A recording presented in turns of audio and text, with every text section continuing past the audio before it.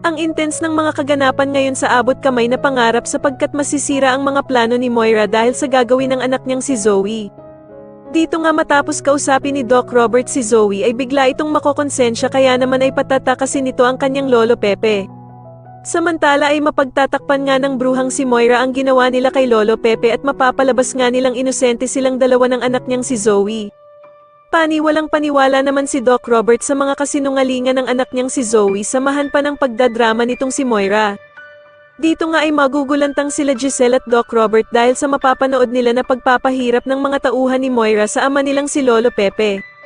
Kitang-kita nga nila ang panglulunod sa kanilang ama sa isang drum at kung paano nila pahirapan si Lolo Pepe. Hindi naman makapaniwala si Annalyn sa sinasapit ng kanyang Lolo Pepe kaya naman ay wala itong magagawa kundi ang umiyak sa sobrang awa dito. Samantala ay gagawin naman ng bruhang si Moira ang lahat para walang ebidensya ang makakuha sa kanila na hindi talaga totoong tanyag ang anak niyang si Zoe, at dito nga ay susunugin niya ang DNA test na pinagawa ni Lolo Pepe tungkol sa kanilang dalawa ni Zoe. Sa kabilang banda naman matapos ngang mapalo ni Harry ang isang tauhan ni Moira, ay hindi naman ito makakaligtas sa isa pang clown na namasok sa bahay nila Lynette. Dito nga ay maririnig ni Lynette ang mga plano ng tauhan ni Moira na matapos nga daw nilang makuha ang mga pera ni Carlos ay kailangan na nga daw siyang isunod na patayin.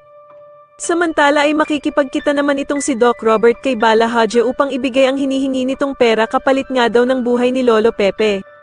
Ngunit kailangan nga daw pumunta ni Doc Robert ng mag-isa dahil kundi daw ay maliligo itong si Lolo Pepe sa sarili nitong mga dugo.